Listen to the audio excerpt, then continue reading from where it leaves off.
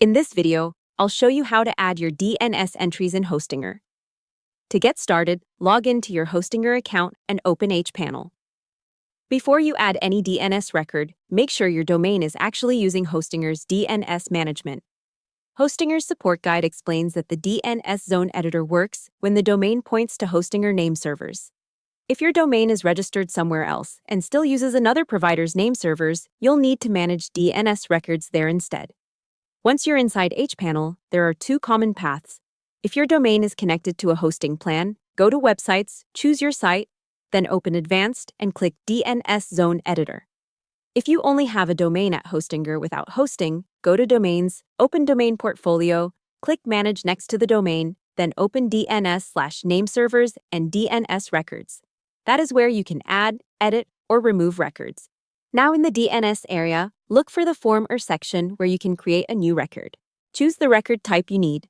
For example, you might add an A record to point a domain or subdomain to an IPv4 address, a CNAME record to point one name to another host name, an MX record for email, or a TXT record for verification and security settings. Hostinger's DNS tools support these standard record types through the DNS Zone Editor. Next, enter the values exactly as provided by the service you're connecting. Usually that means filling in the host or name field, the target or value field, and sometimes the TTL.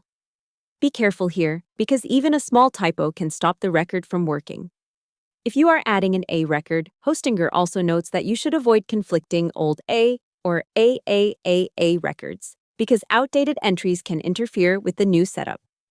After you enter everything, save the record. Once saved, the new DNS entry may not work instantly.